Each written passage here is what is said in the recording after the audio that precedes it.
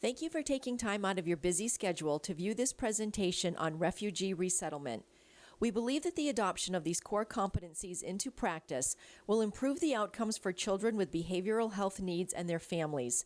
These foundational modules are developed to be viewed by family members, higher education students, paraprofessionals, and professionals. A list of resources and references have also been provided. This module will be presented by Brandon Anderson, Refugee Program Specialist from the Office of Minority Health and Refugee Affairs. The New Hampshire Children's Behavioral Health Workforce Development Network is to build a sustainable infrastructure for the professional development of the children's behavioral health workforce based upon the core competencies and infused with the system of care core values and guiding principles. The need is for New Hampshire to have an adequate workforce and an infrastructure to support those who work with children, youth, and families. The New Hampshire Children's Behavioral Health Core Competencies were developed in 2011 by a representation of diverse stakeholder groups, including child-serving community mental health providers, family organizations, state policymakers, and university staff. The goal was that the competencies would be the first step in developing systematic and comprehensive human services development infrastructure. The competencies were developed using the system of care core values and principles as the foundation. There are 7 domains: family-driven and youth-guided practice, cultural and linguistic competence, childhood development and disorders, screening, assessment and referral, treatment planning, interventions and service delivery, systems knowledge and collaboration, and quality improvement.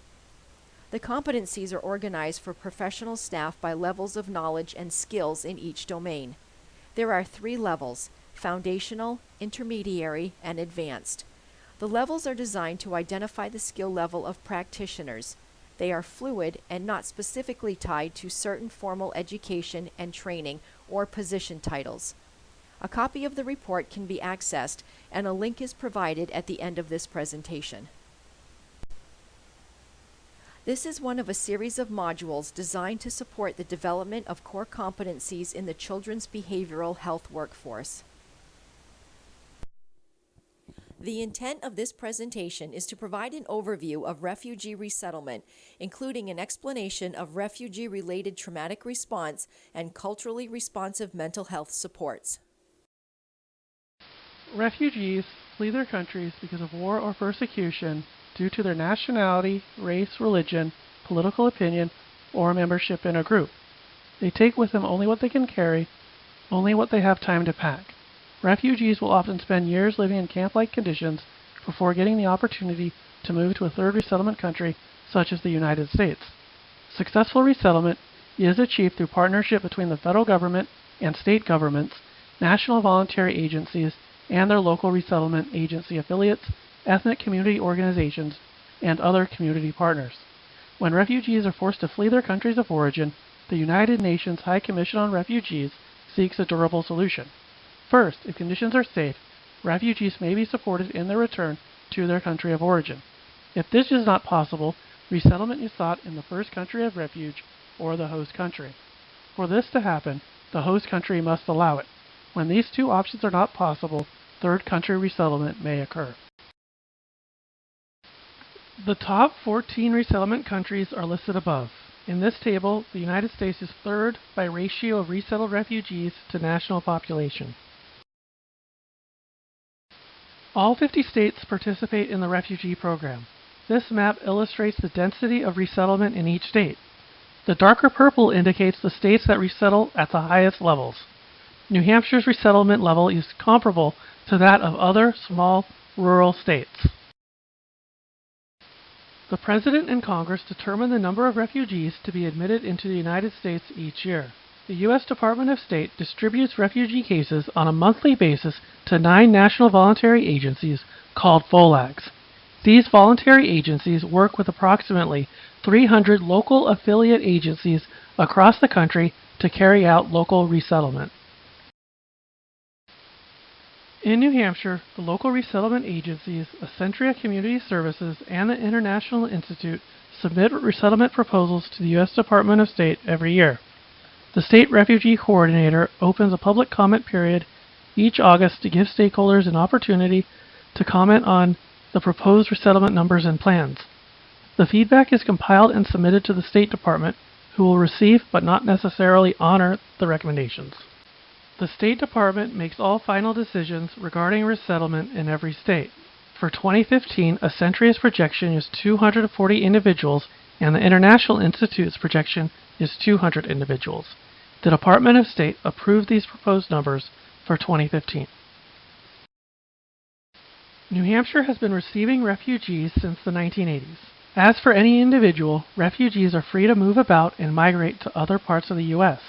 There is no exact count of the number of refugees currently residing in New Hampshire. The U.S. Census and American Community Survey do ask individuals if they are immigrants. In 2013, individuals in New Hampshire who identify as being foreign-born are 5.4% of the total state population. The Carsey Institute at UNH once estimated that the refugee population comprises less than 6% of the foreign-born population in New Hampshire, which means that refugees are less than 0.5% of the total state population. Refugees have all the same rights and responsibilities as native-born Americans except the right to vote, which is bestowed when they naturalize. After 1 year, they may apply for permanent residency. After 5 years, they may apply for citizenship. Refugee program participants are required to attend English classes until they become employed. They must accept the first job they are offered, even if it is not appropriate for their skill and education level. And they must begin repayment of the loan for their flight to the United States 6 months after arrival. New Hampshire has 2 local affiliate resettlement agencies who work with their national affiliates and the U.S. State Department to resettle the refugees who live in New Hampshire. A Centuria Care Alliance, formerly known as Lutheran Social Services, is located in Concord and resettles refugees in Concord, Laconia, and Nashua. The International Institute is located in Manchester and resettles refugees in Manchester and Nashua. These agencies are responsible for a set of services called reception and placement for every individual who is resettled in New Hampshire.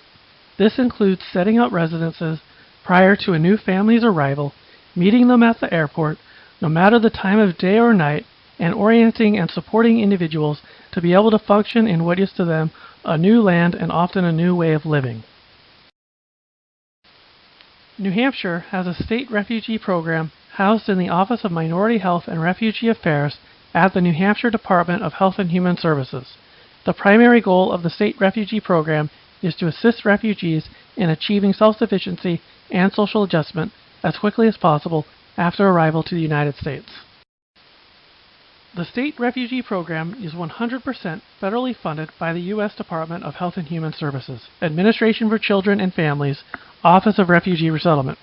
The New Hampshire State Refugee Program disperses funds received from the Federal Office of Refugee Resettlement, ORR, to a variety of subcontractors to provide services to refugees who are already resettled here in New Hampshire.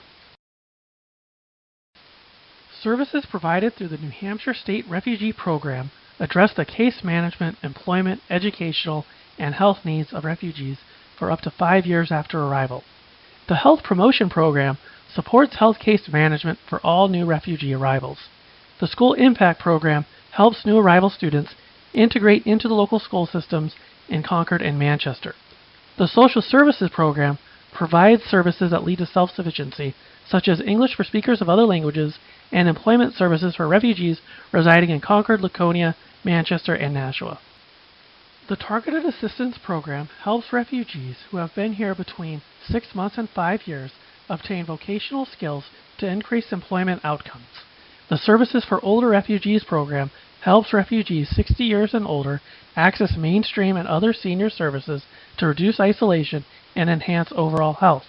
The Cash and Medical Assistance programs provide cash and medical support to all refugees who are not categorically eligible for other support programs for the first 8 months after arrival. Refugees arrive in the United States with few, if any, financial resources. However, they bring their rich cultural and linguistic backgrounds. Some also have professional and educational foundations from which to build their futures here in the United States. Refugees work hard to learn English, find employment, and obtain vocational training. The next few slides illustrate employment outcomes and the positive impact refugees have on the local economy. The state refugee program has always maintained a consistently high job placement rate. In 2013, the state achieved a rate of 77%. Refugees generally work very hard to achieve economic independence, and their first placements are often physically demanding manufacturing and service jobs. In 2013, 86% of refugees maintain their jobs for longer than 90 days. Generally, refugees stay in their first jobs for at least a year while they acquire better English skills and adjust to life in the United States. After this, they may seek out other work, training, and/or educational opportunities. Self-sufficiency is only one of the benchmarks of successful resettlement. Most refugees also participate in community life, pay taxes, and become citizens after 5 years. Today, there are countless refugees in New Hampshire who own homes and have started successful businesses that create job opportunities and contribute to the New Hampshire economy. Refugees generally exhibit considerable resilience during the resettlement period, and most successfully navigate the cultural challenges inherent in the process. However, it is important to remember that refugees have experienced significant trauma. Refugees are forced to flee their homes to avoid dangerous situations and may have mental health issues that need to be addressed. Risk factors could include exposure to war, state-sponsored violence and oppression, torture, internment in refugee camps, human trafficking, loss of family members, and prolonged separation, and the stress of adapting to a new culture. It is important for health and mental health clinics to work closely and collaboratively with their local refugee resettlement agencies. Through this collaboration, clinicians can learn about the history of the refugee populations they are serving, as well as the health and mental health concerns that might affect the population. Important considerations in serving refugees include recognizing somatic expressions of distress, as complaints may come in the form of headaches and other physical symptoms. Being sensitive to the fact that mental health conditions carry stigma in some cultures. Remembering that mental health issues may arise several months or even years after resettlement, and planning a process for expedited, culturally appropriate emergency psychiatric services. The Office of Minority Health and Refugee Affairs collaborates with community service providers to help refugees access culturally responsive mental health services. The Refugee Mental Health Screener, called the RHS-15, is a widely used screening instrument intended to assess the mental health status of newly arrived refugees. The instrument is designed to be used during the early months of resettlement in a variety of settings, including health and mental health offices and resettlement agencies.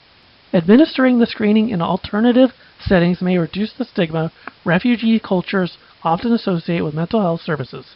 The assessment is given within the first 3 months of resettlement to ensure early identification and intervention. Here in New Hampshire, we are encouraging partners to implement use of this tool.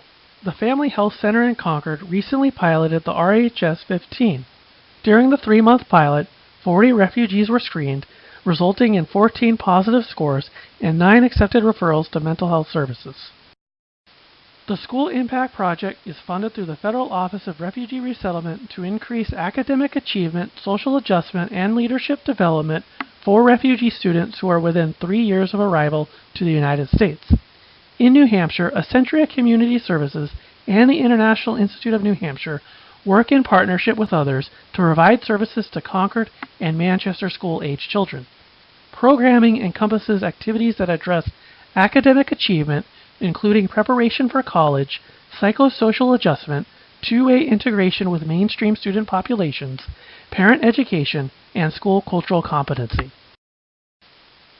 Refugees may not relate well or respond to Western behavioral health, therapeutic, or clinical interventions.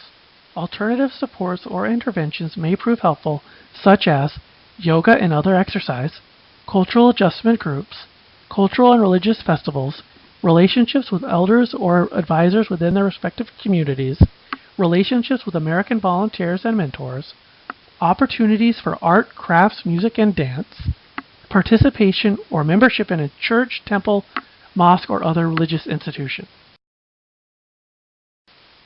This slide lists the contact information for the New Hampshire State Refugee Program, which is housed in the Office of Minority Health and Refugee Affairs at the New Hampshire Department of Health and Human Services. Please visit our website and feel free to contact us for more information.